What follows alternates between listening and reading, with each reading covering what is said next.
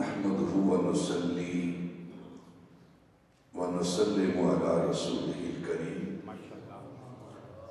أما بعد فأعوذ بالله من الشيطان الرجيم بسم الله الرحمن الرحيم قال الله تعالى في كلامه المجيد البرهان الرشيد والفرقان الحميد والعصر إن الإنسان لفي خسر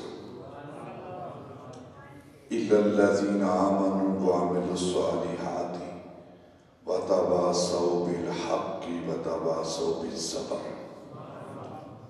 صدق الله مولانا العظيم وصدق رسوله النبي الكريم ونحن على ذلك من الشاهدين والشاكرين والحمد لله رب العالمين. وقال الله تعالى في مقام آخر إن الله وملائكته يصلون على النبي يا أيها الذين آمنوا صلوا عليه وسلموا تسلیما. انتہائی معزز و محترم سامعین، ارباب اہل سنت، ادب خردگان نگاہ محبت، قرآن مجید برہان رشید سے ایک ایسی صورت آپ کے سامنے تلاوت کی گئی ہے جس صورت کے اندر اللہ رب العزت نے انسان کی کامیابی، کامرانی، اس کی فوز و فلاح کے سارے طریقوں کو جمع کر دیا ہے.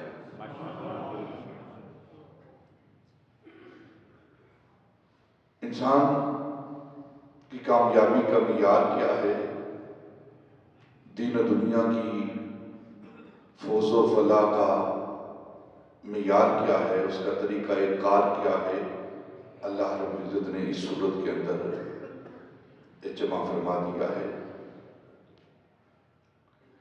قرآن پاک کی سب سے چھوٹی صورتیں، جو سب سے چھوٹی صورت ہے وہ 3 آیات پر مشتمل صورت ہے، اور قرآن پاک کی 3 صورتیں ہیں جو سب سے چھوٹی صورتیں ہیں. ایک سورہ عصر ہے، ایک سورہ نصر ہے، اور ایک سورہ کوثر ہے. ان تینوں اس صورتوں کی 3 آیات ہیں، اور 30ویں پارے کے اندر اللہ رب العزت نے اپنے قرآن کے سب سے آخری پارے میں سب سے آخری صورت جس پر اس نے اپنی قسموں کا اختتام کیا، پورے قرآن پاک کو اگر آپ پڑھتے رہیں، مطالعہ کریں، تو مختلف مقامات پر اللہ رب العزت نے قسمیں اٹھائی. قسموں کے ساتھ اشیاء کا ذکر کیا ہے. کبھی سورج کے نکلنے کی قسم اٹھائی ہے، کبھی سورج کے غروب ہونے کی قسم اٹھائی ہے. کبھی اللہ رب العزت نے 10 صبحوں کی قسم اٹھائی ہے، کبھی 10 راتوں کی قسم اٹھائی ہے. کبھی صبح کے نکلنے کی قسم اٹھائی ہے، اور کبھی سورج کے غروب ہونے کی قسمیں اٹھائی ہیں. کبھی وَالنَّجْمِ إِذَا هَوَىٰ کہہ کر ستارہ محمدی کے عروج کی قسم اٹھائی ہے اور نزول کی قسم اٹھائی ہے. اگر ہم قرآن پاک کا مطالعہ کریں، قرآن پاک کو پڑھیں، تو مختلف مقامات پر اللہ رب العزت نے قسموں کے ساتھ اپنی گفتگو کا آغاز کیا ہے. اللہ رب العزت کو قسم اٹھانے کی ضرورت نہیں. یہ جو قسم اٹھائی جاتی ہے انسان قسم اٹھاتا ہے، کیونکہ انسان کے کلام کے اندر دوسرے کو شک و شبہ ہو سکتا ہے، اس لیے انسان اپنے کلام کو، اپنی بات کو ثابت کرنے کے لیے، اس کے اندر وزن پیدا کرنے کے لیے قسمیں اٹھاتا ہے، اور اللہ رب العزت کے کلام میں کوئی شک نہیں ہے۔ تو پھر اللہ رب العزت قسمیں اٹھا رہا ہے تاکہ اس چیز کی اہمیت لوگوں کے سامنے واضح ہو جائے کہ اس چیز کی کتنی اہمیت ہے۔ دیکھیں قرآن پاک کا مطالعہ کریں، جہاں لیل و نہار کی قسم اٹھائی گئی ہے، صبح و شام کی قسم اٹھائی گئی ہے، 10 دنوں اور راتوں کی قسمیں اٹھائی گئی ہیں، وہاں اللہ رب العزت نے اپنے محبوب تاجدار مدینہ صلی اللہ علیہ وسلم کے شب و روز کی قسمیں اٹھائی، آپ کے چہرہ والضحیٰ کی قسمیں اٹھائی، واللیل کی زلفوں کی قسمیں اٹھائی، آپ کی حیات مبارکہ کی قسمیں بھی اٹھائی ہیں، نبی پاک کی حیات مبارکہ کی، زندگی مبارک کی اللہ رب العزت نے قسمیں اٹھائی ہیں۔ اور پھر جو محبوب کے ساتھ لگتا رہا ہے ان کی بھی اللہ رب العزت قسمیں اٹھاتا رہا ہے۔ وَالْعَادِيَاتِ ضَبْحًا فَالْمُورِيَاتِ قَدْحًا فَالْمُغِيرَاتِ صُبْحًا فَأَثَرْنَ بِهِ نَقْعًا۔ محبوب اللہ رب العزت کس انداز میں محبوب کے ساتھیوں کی، محبوب کے اصحاب کی قسمیں اٹھا رہا ہے۔ محبوب آپ کے چہرہ والضحیٰ کو دیکھ کر ایمان لانے والے، تیرے صحابی، ان کی شان کیا ہے، ان کا مرتبہ اور مقام کیا ہے، جس گھوڑے پر وہ سوار ہوتے ہیں، میدان جہاد میں جاتے ہیں، اور پھر میدان کے اندر اپنے گھوڑوں کو دوڑاتے ہیں، اور گھوڑوں کے سم جو ہیں، پاؤں جو ہیں، وہ پتھر کے ساتھ ٹکراتے ہیں، اور جب ٹکرا کر ان سموں سے چنگاری نکلتی ہے، میں خدا ان کی بھی قسمیں اٹھاتا ہوں۔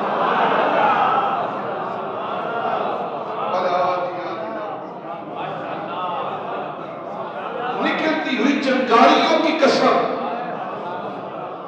نکلتی ہوئی چنگاریوں کی قسم، جب اللہ رب العزت محبوب کے، اصحاب کے، گھوڑوں کے، پاؤں کے، سموں کے اندر سے نکلنے والی چنگاریوں کی قسم اٹھاتا ہے تو چہرہ والضحیٰ کی قسمیں کیوں نہیں اٹھائے گا؟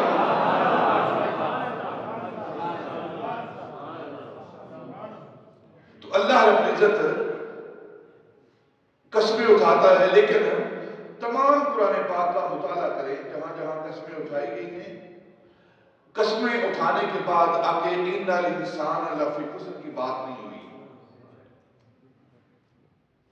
کہ انسان گھاٹے میں ہے، خسارے میں ہے، نہیں، موقع دیا گیا ہے، اہتمام میں حجت کی گئی ہے۔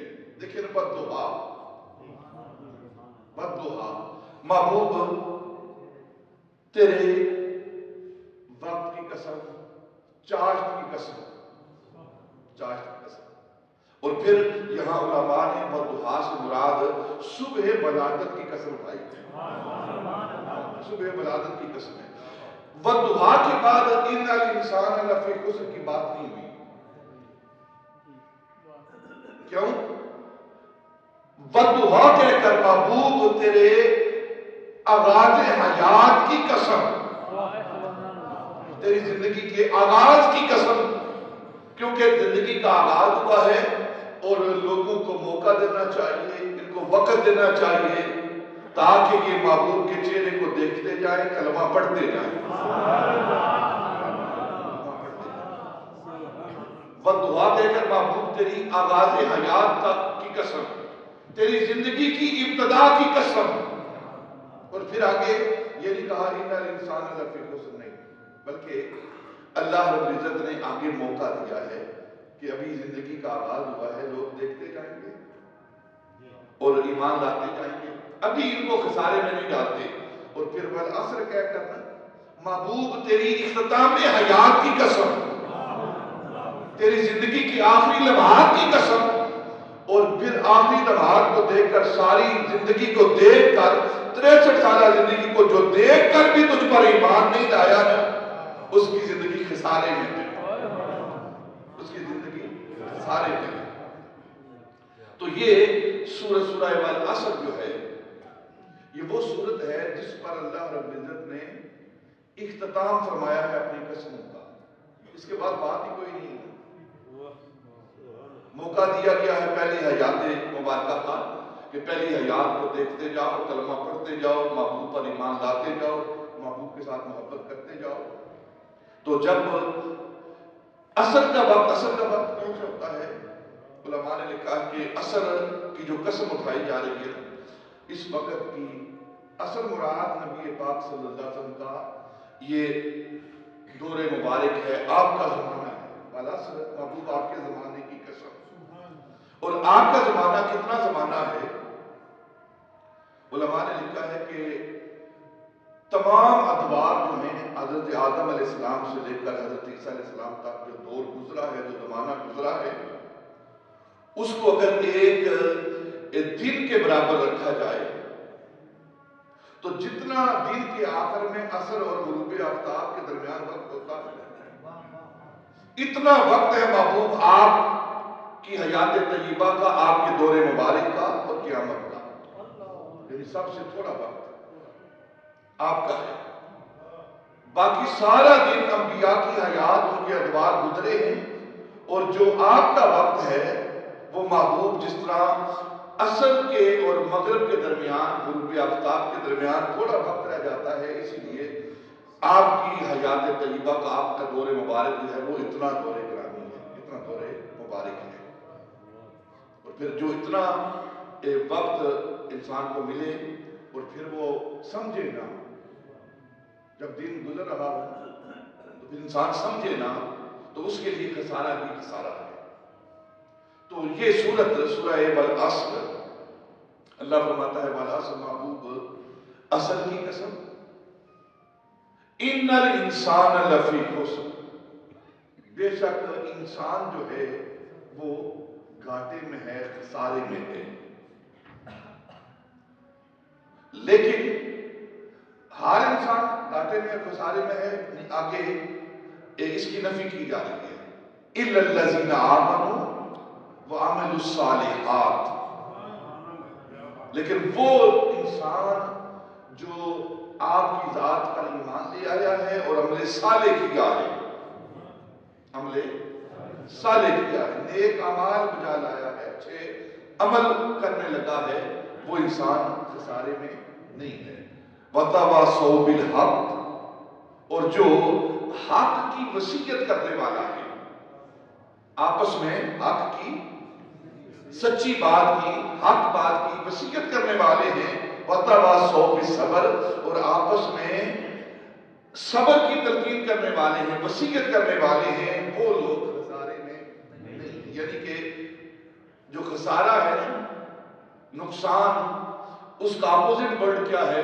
وہ کامیابی ہے، نفع ہے۔ خسارے والے کون ہیں اور نفع والے کون ہیں؟ اللہ رب العزت نے قرآن پاک کے اندر ان کا ذکر کر دیا ہے۔ خسارے والے کون ہیں؟ جو صبر نہیں کرتے، آپس میں صبر کی تلقین نہیں کرتے، آپس میں حق بات کی تلقین نہیں کرتے، حق بات کا اظہار نہیں کرتے، ایک دوسرے کے ساتھ حق بات کو بتاتے نہیں، اور پھر عمل صالح نہیں کرتے اور ایمان نہیں لاتے۔ یہ چار چیزیں ہیں جو اللہ رب العزت نے کامیابی کے لیے، فوز و فلاح کے لیے، کامرانی کے لیے، آخرت کی نجات کے لیے، دنیا کی کامیابی کے لیے، چار چیزوں کو اللہ رب العزت نے بیان کیا ہے۔ پہلی چیز ایمان ہے، دوسری چیز عمل صالح ہے، اور تیسری چیز حق بات کی نصیحت کرنا ہے، آپس میں وصیت کرنا ہے، اور چوتھی بات صبر۔ یہ چار چیزیں اللہ رب العزت نے کامیابی کے لیے بیان کی ہیں انسان کے لیے۔ آج جو ہم اس زمانے کی گفتگو کر رہے ہیں اور پھر عصر کی جو اہمیت ہے اس کی گفتگو کر رہے ہیں، اس کا سبب کیا ہے؟ آج اس موضوع کا انتخاب کیوں کیا گیا؟ 21ویں صدی کے 21ویں سال کا آج آخری دن ہے۔ آج 21واں سال دیر کے بعد، اور آپ کو اچھی طرح یاد ہوگا جو ساتھی پابندی کے ساتھ یہاں جمعہ ادا کرتے ہیں، ابھی کانوں میں وہ باتیں گونج رہی ہیں. جب اس سال کا آغاز ہوا تھا تو ہم نے ایک گفتگو کی تھی کہ نئے سال کا آغاز ہو گیا ہے، اور کتنی سرعت کے ساتھ، کتنی تیزی کے ساتھ وقت گزر رہا ہے. اور انسان کی حیات سے، انسان کے زمانے سے، اس کے جو زندگی کی ایام ہیں، کتنی تیزی کے ساتھ وہ ایام کم ہو رہے ہیں، اور انسان ان ایام کے کم ہونے پر خوشیاں منا رہا ہے. اس سے بڑی غفلت، اس سے بڑی سستی، اس سے بڑی حماقت کوئی نہیں کہ انسان کا سرمایہ کم ہو رہا ہو، انسان کی حیات کے دن کم ہو رہے ہوں اور وہ اس پر خوشیاں مناتا پھرے. جو سال گزر جاتا ہے اس پر خوشی منانے کا کیا معاملہ ہے؟ وہ انسان کی زندگی سے وہ سال، وہ دن کم ہوا ہے، اور انسان اگر ساری کائنات کو اس کے بدلے میں دے دے، ساری کائنات کی دولت ایک لمحے کے بدلے میں دے دے، تو ایک لمحہ واپس لوٹنے والا نہیں ہے. اگر آپ ساری زندگی کی کمائی وہ دے دیں اور یہ کہیں کہ مجھے ایک دن جو گزر چکا ہے وہ ہمیں واپس کر دیا جائے، تو وہ واپس نہیں ملے گا.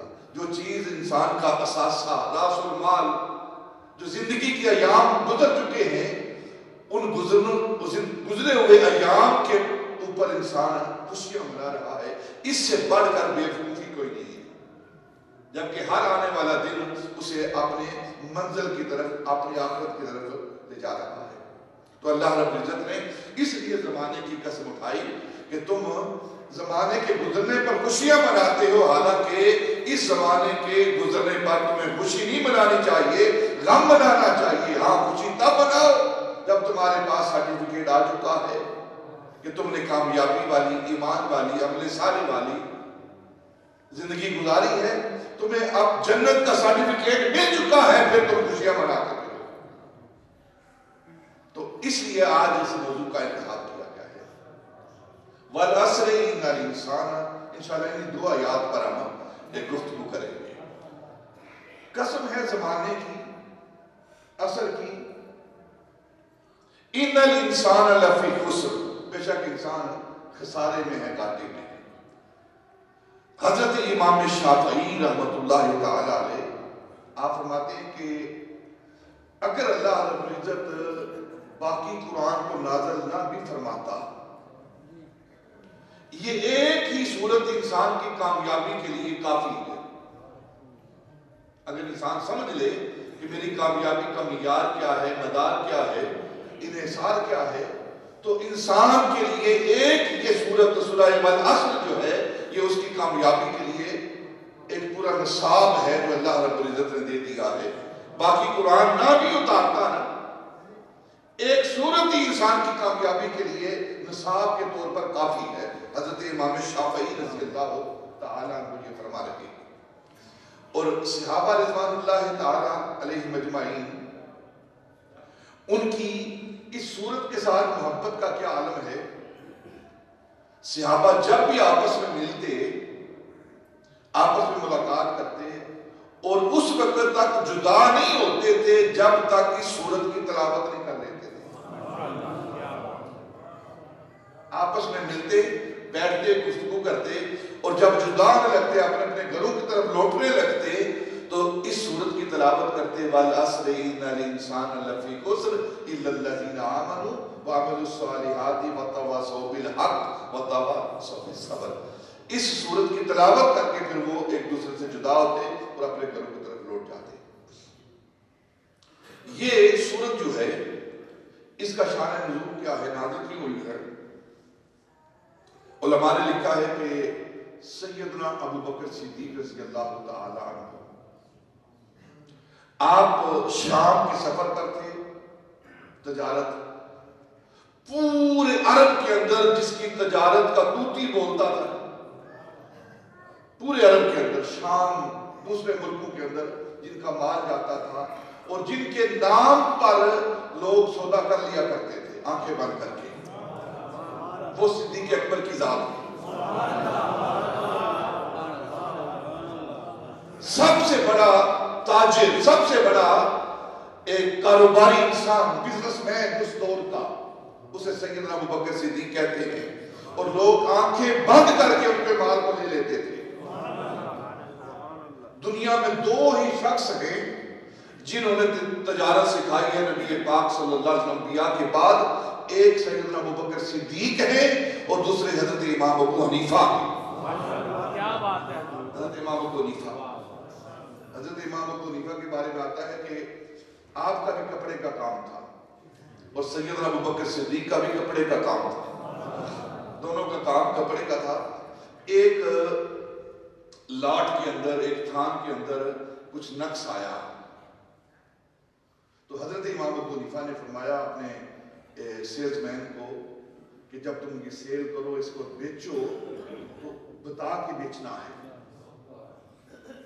اور اس کی قیمت یہ ہے، عام مال سے کم قیمت میں اس کو بیچنا ہے، اور گاہک کو، خریدنے والے کو بتا کے، اس کا نقص بتا کے پھر بیچنا ہے۔ تو وہ بھول گیا یہ جو بھی معاملہ ہوا۔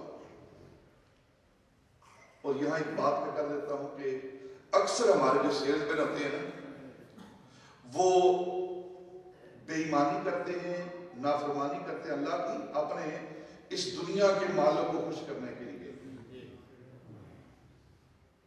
دنیا کے مالک کو خوش کرنے کے لیے کہ یہ اس کو نفع ہو جائے اور اپنا نقصان کر بیٹھتے ہیں۔ دنیا کے چند ٹکوں کے لیے وہ نقصان کر بیٹھتے ہیں، جھوٹ بولتے ہیں، ایک چیز کے حوالے سے، کپڑا ہو یا کاروباری کوئی بھی چیز ہو، جو اس کے بارے میں اتنے بھی جھوٹ بولتے ہیں تاکہ یہ چیز بک جائے، اپنا نقصان کر لیتے ہیں، دنیا کے مالک کا نقصان نہیں کرتے، اپنے مالک حقیقی کو، اس کی باتوں کو جھٹلا دیتے ہیں، لیکن اپنے اس جو دنیا کا عارضی مال دینے والا، رزق دینے والا جو سبب ہے، اس کی نافرمانی نہیں کرتے۔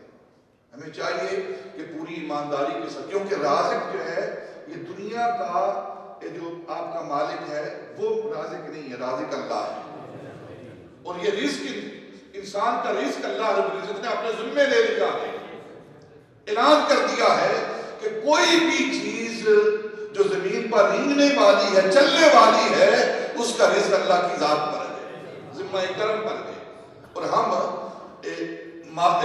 جب ناپنے لگتے ہیں تو کم ناپتے ہیں، جب تولتے ہیں کم تولتے ہیں، گاہ کو کم تول کے دیتے ہیں تاکہ مالک کو نفع ہو جائے، اور اپنی عاقبت کو خراب کر لیتے ہیں۔ یہ نہیں کرنا چاہیے، یہ نہیں کرنا چاہیے ہمیں۔ جو اللہ اور اللہ کے رسول نے احکام دیے ہیں تولنے کے، ماپنے کے، وہ انسان اس کے مطابق چلے، اس پر کوئی سمجھوتا نہ کرے کہ مجھے نوکری سے نکال دیا جائے گا اگر میں یہ نہیں کام نہیں کروں گا۔ کوئی نہیں، اگر ایک باب بند ہوا نا، ایک دروازہ بند ہوا تو کئی دروازے کھل جائیں گے۔ یہ انسان کا ایمان و یقین ہونا چاہیے، کیونکہ اللہ نے وعدہ کر لیا ہے بندوں کے ساتھ کہ کوئی جو زمین پر چلنے والا ہے اس کا رزق میرے ذمے ہے۔ یہ کائنات کے فرد یہ جھوٹے ہو سکتے ہیں، میرا رب جھوٹا نہیں ہو سکتا، وہ وعدہ خلاف نہیں ہو سکتا۔ یہ وعدہ خلافی کر سکتے ہیں لیکن وہ وعدہ خلافی نہیں کرتا۔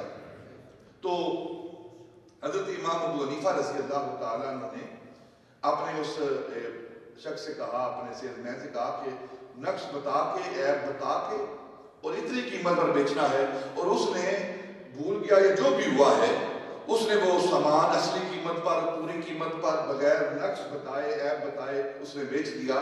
جب آپ شام کو واپس لوٹے تو پوچھا اس کپڑے کے بارے میں، اس تھان کے بارے میں، اس لاٹ کے بارے میں کیا بنا؟ اس نے کہا وہ تو میں نے بیچ دیا ہے۔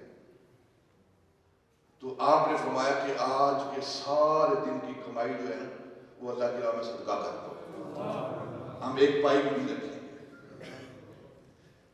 سیدنا ابوبکر صدیق رضی اللہ تعالیٰ عنہ اور پھر حضرت امام ابو حنیفہ رضی اللہ تعالیٰ، اگر ان کی زندگی کا انسان مطالعہ کر لے، پڑھ لے ان کی زندگی کو، تو کم از کم اسے زندگی گزارنے کا طریقہ اور طریقہ آ جاتا ہے۔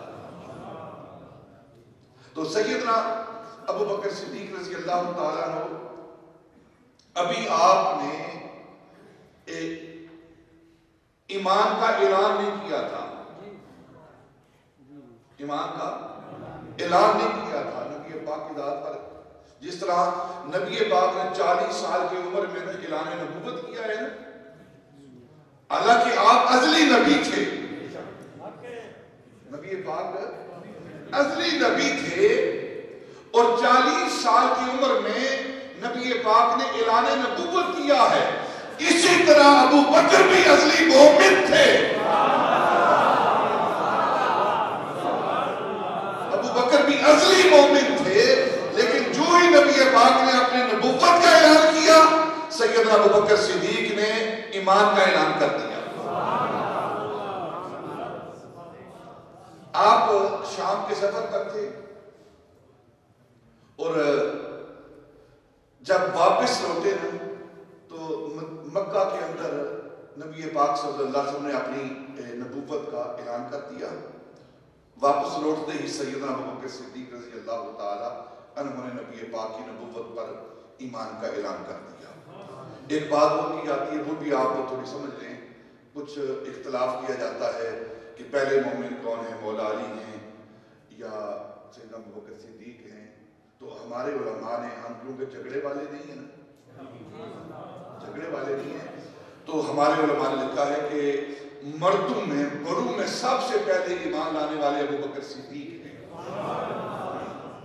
بڑوں میں سب سے پہلے ایمان لانے والے سیدنا ابو بکر صدیق ہیں. بچوں میں سب سے پہلے ایمان لانے والے مولا علی ہیں. 10 سال کی عمر میں, جب آپ 10 سال کی عمر میں تھے, تو اس وقت نبی پاک صلی اللہ علیہ وسلم نے اعلان نبوت کیا, اور سیدنا علی المرتضیٰ نے آپ کی نبوت پر ایمان کا اعلان کیا. بڑوں میں ابو بکر صدیق, بچوں میں مولا علی رضی اللہ تعالی عنہ, اور عورتوں میں سب سے پہلے ایمان لانے والی سیدہ خدیجہ الکبریٰ, اور غلاموں میں سب سے پہلے ایمان لانے والے حضرت زید بن حارثہ, جو نبی پاک صلی اللہ علیہ وسلم کے متبنہ بھی تھے اور آپ کے غلام بھی تھے. آپ کی جو شادی ہوئی ہے نبی پاک صلی اللہ علیہ وسلم کی 25 سال کی عمر میں, اعلان نبوت کیا ہے 40 سال کی عمر میں, اور 25 سال کی عمر تھی نبی پاک صلی اللہ علیہ وسلم کی جب سیدہ خدیجہ کے ساتھ نکاح ہوا ہے, اور سارے نکاح کا خرچہ سیدنا ابو بکر صدیق نے ادا کیا ہے. پڑھیں آپ ساری سیرت کو پڑھیں. اور اس وقت 9 جوڑے دلہے کے لیے, جو کائنات کا سب سے بڑا دلہا ہے, 9 جوڑے اس دلہے کے لیے جو پیش کرنے والا ہے, اسے ابو بکر صدیق کہتے ہیں. تو پہلے بھی مال خرچ کرتے تھے, اور جب اعلان ہو گیا تو اب تو پھر باتیں ہی اور تھی. تو جتنا مال آتا وہ دین اسلام کے لیے ایک خرچ ہوتا, نبی پاک صلی اللہ علیہ وسلم کی ذات کے لیے خرچ ہوتا, غلاموں کو آزاد کیا جاتا مال دے کر, اور دعوت دی جاتی لوگوں کو اسلام لانے کی طرف. تو مال آتا سارا ادھر خرچ ہو جاتا. قلا بن اسید یہ کافر اور سیدنا ابو بکر صدیق رضی اللہ تعالیٰ عنہ کے ساتھ یہ کاروبار کرتا تھا, اور آپ کے ساتھ یہ اکثر رہتا تھا. یہ بھی ایک کاروباری شخص تھا, کافر تھا. اس کو ابو الاسدین کہتے ہیں. تاریخ کی زبان کے اندر اس کی جو باتیں آتی ہیں, ابو الاسدین یعنی 2 شیروں کا باپ. قلا بن اسید کو 2 شیروں, اس کے 2 بیٹے تھے جوان, تو اس وجہ سے 2 بیٹوں کی وجہ سے 2 شیروں کا باپ اسے کہا جاتا تھا. اب وہ ہر وقت کاروبار میں ساتھ رہتا تھا. دن بدن یہ مال کم ہو رہا تھا سیدنا ابو بکر صدیق کا. تو ایک دن اس نے کہا, ابو بکر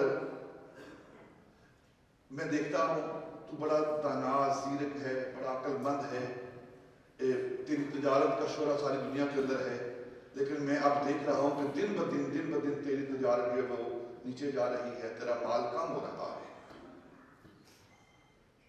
اور تو خسارے میں جا رہا ہے, تو نقصان میں جا رہا ہے.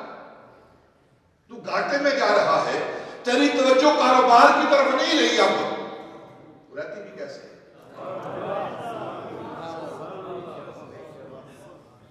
اب مال کی طرف تیری توجہ نہیں رہی، کاروبار کی طرف توجہ نہیں، تو خسارے میں جا رہا ہے۔ قبل اس سے کہ ابو بکر اس کو جواب دیتے، اللہ رب العزت نے جبریل کو بھیجا، جبریل جان میرے ابو بکر کو کہہ تو خاموش رہ، تیری طرف سے تیرا خدا جواب دیتا ہے۔ وَالْعَصْرِ إِنَّ الْإِنسَانَ لَفِي خُسْرٍ، جا کر کہہ دے کہ ابو بکر خسارے میں نہیں، خسارے میں وہ شخص ہے جو نبی پاک کی ذات پر ایمان نہیں لایا۔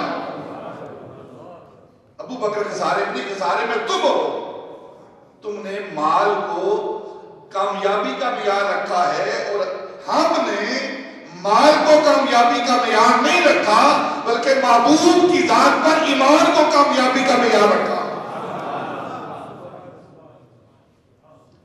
اور علماء نے لکھا ہے کہ اگر ساری کائنات کی دولت انسان کے ہاتھوں میں آ جائے، ساری کائنات کی دولت انسان کے ہاتھوں میں آ جائے، اور اس کے ہاتھ میں نبی پاک صلی اللہ علیہ وسلم کی محبت کا دامن نہ ہو، تو وہ خالی ہاتھ ہے، خالی ہاتھ ہے۔ اور اگر اس کے ہاتھوں میں کچھ بھی نہ ہو، نبی پاک کی غلامی کا توق ہو، تو وہ سب سے بڑا بھرے ہوئے ہاتھوں والا ہے۔ یہ اسلام کا معیار ہے۔ دنیا کی سوچ کیا ہے؟ مال ہونا چاہیے۔ اسلام کی سوچ کیا ہے؟ تاجدار مدینہ کی غلامی ہونی چاہیے۔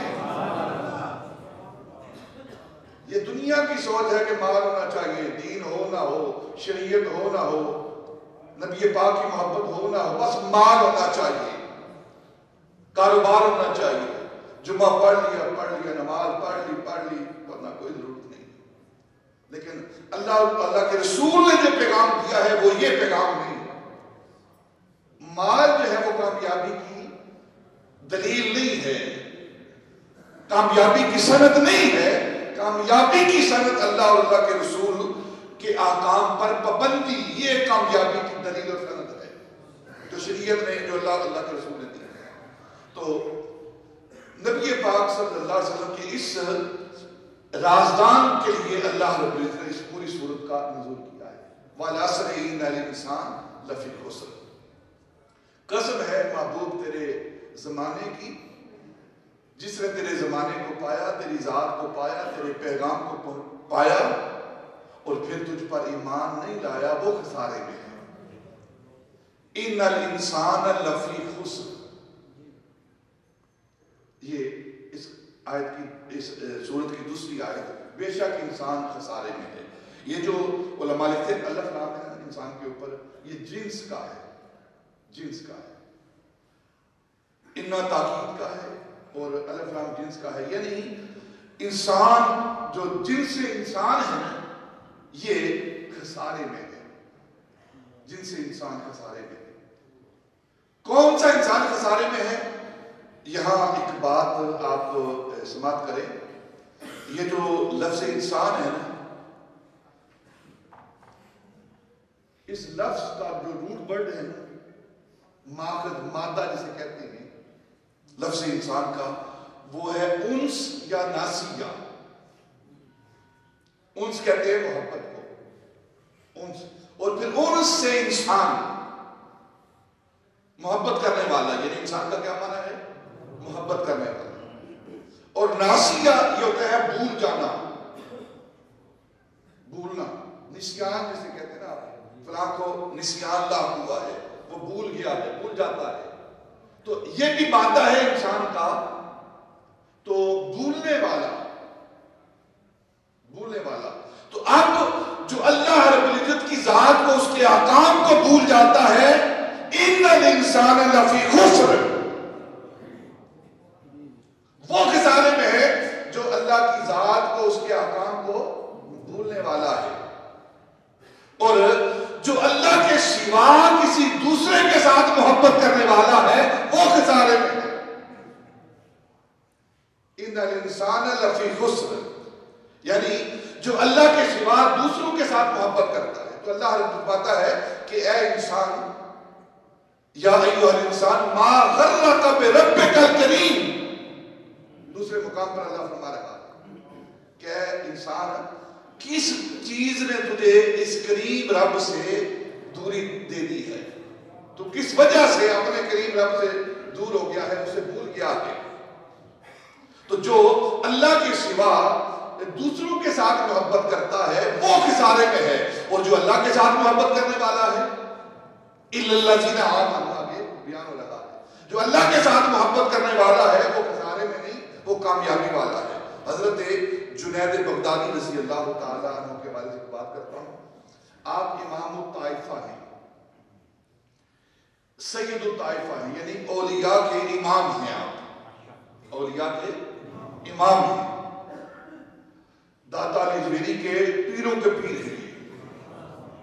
حضرت جنید بغدادی رضی اللہ، اور حضرت جنید بغدادی کہتے ہیں حضرت باجد بستامی کے حوالے سے کہ جس طرح ملائکہ کے اندر جبریل امین کا مقام ہے، اس طرح اولیاء کے اندر باجد بستامی کا مقام ہے. اور ان کا طریقہ کار کیا تھا؟ حضرت باجد بستامی کا انہیں سید الطائفہ کہا جاتا ہے، امام الاولیاء کہا جاتا ہے، امام الطائفہ کہا جاتا ہے. حضرت جنید بغدادی رضی اللہ تعالیٰ بہت بڑا آپ کا سلسلہ، تمام اولیاء آپ کے سلسلے سے آگے چلتے ہیں. آپ کی عادت مبارکہ تھی کہ آپ کی مجلس لگتی تھی، حلقہ ذکر آپ کا لگتا تھا، اور اپنے اور بیگانے سب اس بات کو لکھنے والے ہیں کہ آپ کی توجہ کی یہ تاثیر تھی کہ جس پر آپ توجہ دے دیتے تھے وہ صاحب ذکر ہو جاتا تھا. حضرت جنید بغدادی، حتیٰ کہ لکھا گیا ہے آپ کی سیرت کے حوالے سے کہ ایک مرتبہ آپ کی مجلس لگی ہوئی تھی اور آپ توجہ دے رہے تھے تو ایک کتا وہ آپ کی مجلس کے پیچھے آ کر بیٹھا، اور ایسی اس پر توجہ پڑی کہ وہ کتا جہاں جاتا کتے ساتھ ساتھ اس کے پیچھے رہتے، اور جہاں وہ بیٹھتا کتے اس کے ساتھ جا کر بیٹھ جاتے. یہ حضرت جنید بغدادی. اور حضرت امام ربانی رضی اللہ تعالیٰ فرماتے ہیں کہ ہماری توجہ کا کیا عالم ہے، اگر ہم سوکھی ہوئی لکڑی پر توجہ کریں تو وہ بھی ہری بھری ہو جائے.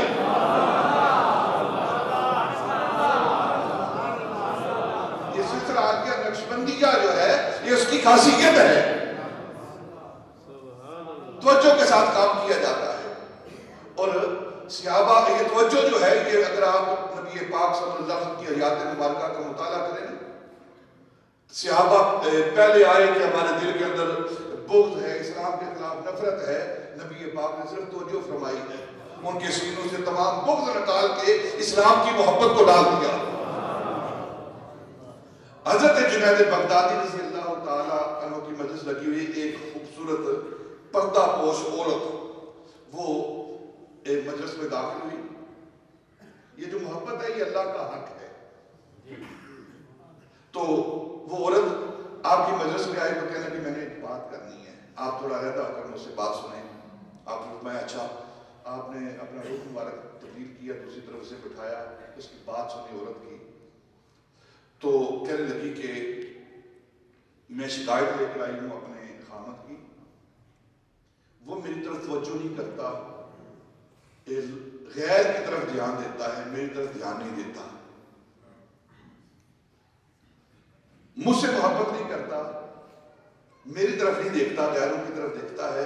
جب کہ اللہ رب العزت نے مجھے حسن عطا کیا ہے، شکل و صورت عطا کی ہے. یہ بات کرتے کرتے نا اس عورت نے اپنا نقاب اٹھ دیا، اپنا نقاب جو ہے وہ اٹھا دیا. حضرت جنید بغدادی کی نظر جب اس عورت کے چہرے پر پڑی نا، اس کا حسن و جمال دیکھ کر نا آپ غش کھا کے گر گئے. اور جب آپ گر کے بے ہوش ہو گئے، وہ عورت اٹھ کر چلی گئی. ساتھی سارے حلقے کے اندر بیٹھے پریشان ہو گئے کہ کیا مسئلہ بنا ہے. آپ کو تھوڑی دیر کے بعد ہوش آئی تو دوستوں نے، ساتھیوں نے، مریدین نے پوچھا وہ کیا معاملہ ہے. فرمانے لگے وہ عورت مسئلہ پوچھنے کے لیے آئی تھی اور مجھے مسئلے میں ڈال کر چلی گئی ہے، مجھے مسئلے میں ڈال کر چلی گئی ہے.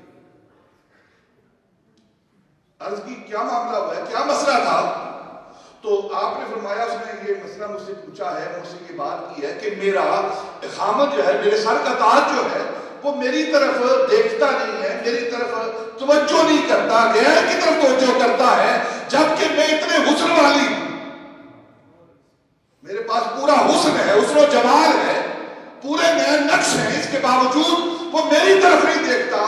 تو اس نے یہ بات کر کے مجھے مسئلے میں ڈال دیا ہے. کل جنید سے اللہ نے پوچھا, جنید ہم حسن ازلی رکھنے والے ہیں, حسن لم یزل رکھنے والے ہیں, ساری کائنات کا حسن ہم تقسیم کرنے والے ہیں, اور تم ہمارے حسن کو چھوڑ کر دنیا کی طرف کیوں دیکھتے رہے ہو؟ تو جنید کیا جواب دے گا؟ تو یہاں بھی اللہ رب العزت اپنی محبت کی بات کر رہا ہے کہ ان الانسان لفی خسر. جب ہمارے پاس حسن ہے, ساری کائنات کا حسن وہ ہماری بارگاہ سے ہی ملا ہے, تو پھر ہمارے حسن کو چھوڑ کر دنیا کے حسن میں کیوں گم ہو گئے؟ ما غرک بربک الکریم. یہ انسانوں سے خطاب ہے, اور انسان ہے وہی جو حقیقی طور پر اللہ سے محبت کرنے والا ہے. یا ایھا الانسان ما غرک بربک الکریم. انسان کی محبت کا مرکز وہ اللہ رب العزت کی ذات ہے, اور اللہ فرما رہا ہے جو انسان ہے وہ اللہ کی ذات کے ساتھ محبت کرنے والا ہے. اور ان بزرگوں نے, ان اولیاء نے اللہ کی محبت کا ہمیں درس دیا ہے, اللہ کی محبت کا ہمیں درس دیا ہے. اور یہ محبت کہاں سے ملتی ہے؟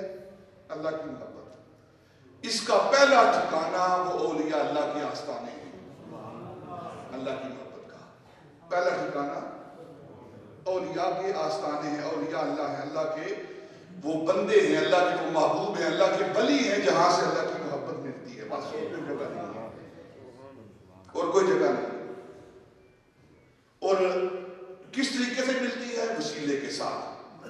یہ اللہ کے بندے, اللہ کے ولی جو ہیں, یہ نبی پاک کی بارگاہ میں اور پھر نبی پاک کی ذات اللہ کی بارگاہ میں لے کر جانے والی. یا ایھا الانسان ما غرک بربک الکریم. تجھے کس چیز نے ہماری طرف سے منہ موڑنے کو کہا ہے؟ ہماری محبت کو چھوڑ کر دنیا کی محبت میں گم ہو گئے ہو, دنیا کے حسن میں گم ہو گئے ہو, دنیا کے مال میں گم ہو گئے ہو.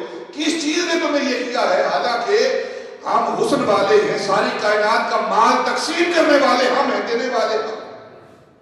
والعصر ان الانسان لفی خسر. یہ جو عصر ہے نا, زمانہ کتنا زمانہ ہے, اس کی مثال حضرت مولانا روم مست بادہ قیوم رحمت اللہ تعالیٰ نے دی ہے. فرماتے ہیں کہ جتنا میں آگے بیان کر چکا, جتنا عصر کا وقت ہے اتنا ہی وقت ہے انسان کے پاس, تھوڑا سا. اور اس کی مثال اولیاء کا, بزرگان دین کا یہ طریقہ رہا ہے. حضرت مولانا روم کو پڑھے, شیخ سعدی کو پڑھے آپ, یا دوسرے خواجہ فرید العطار کو پڑھے. ان کا طریقہ کیا تھا کہ یہ حقائق کے ساتھ, مثال کے ساتھ یہ بات کو سمجھاتے ہیں. بات دوسروں کی کرتے ہیں لیکن اپنے آپ پر اس کو لاگو کرتے ہیں. فرماتے ہیں کہ بادشاہ کا دربار لگا ہوا تھا. حضرت مولانا روم مست بادہ قیوم, جن کی متن کے بارے میں علماء نے لکھا ہے کہ یہ قرآن ہے مصنوعین کی پہلوی زبان میں, یعنی فارسی زبان میں یہ قرآن کا نچوڑ ہے مصنوعی شریف. تو انہوں نے لکھا کہ بادشاہ کا دربار لگا ہوا تھا, لوگ بادشاہ کی سخاوت کی باتیں کر رہے تھے, عدل و انصاف کے چرچے کر رہے تھے, طرح طرح کی اس کی تعریفیں کر رہے تھے, اس کی قصیدے پڑھ رہے تھے. اور ایک فقیر بکاری جو ہے وہ بھی داخل ہوا, تو وہ بیٹھ گیا بادشاہ کے دربار میں, اور اس نے دیکھا کہ لوگ قصیدے پڑھ رہے ہیں, بادشاہ کے عدل و انصاف کی باتیں کر رہے ہیں, اس کی سخاوت کی باتیں چرچے کر رہے ہیں. تو اس کے پاس وہ تو کچھ نہیں تھا کہ وہ کچھ کہے, کوئی شعر کہے, کوئی اور بات کہے. تو اس کے پاس ایک شیشہ تھا, آئینہ دیکھنے کے لیے. اس نے وہ بادشاہ کی خدمت میں پیش کر دیا. بادشاہ نے وہ شیشہ لیا, بڑا خوش ہوا, تو نے بھی تحفہ دیا مجھے, اور اعلان کیا کہ تیرے لیے اعلان یہ ہے کہ آج کی رات تیرے پاس ہے, عشاء کی نماز سے لے کر فجر کی نماز تک ایک سارے خزانے کے دروازے تیرے لیے کھلے ہیں.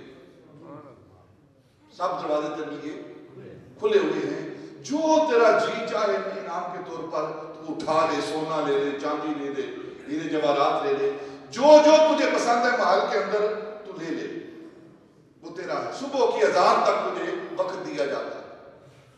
तो वो बकारी महल के अंदर दाखिल हुआ, महल के नक्शो निगार देखता रहा, उसके दरो दीवार देखता रहा, तरह तरह की जो महल के अंदर अशिया पड़ी हुई थी वो देखता रहा, देखता रहा, देखता रहा, हत्ता के एक खास कमरे में दाखिल हुआ तो वहाँ एक खूबसूरत बिस्तर बिछा हुआ है, मखमली बिस्तर है, पर्दे हैं, बड़ा खूबसूरत नक्शो निगार वाला कमरा है।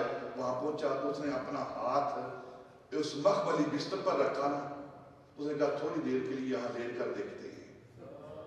वो लेटा तो अब इतना नरम और गुदास बिस्तर था कि वहां सो गया और ऐसी गहरी नींद आई कि सुबह फजर की अज़ानें होने लगी। वो बिस्तर पर सो रहा था, उसकी किस्मत उस पर रो रही थी।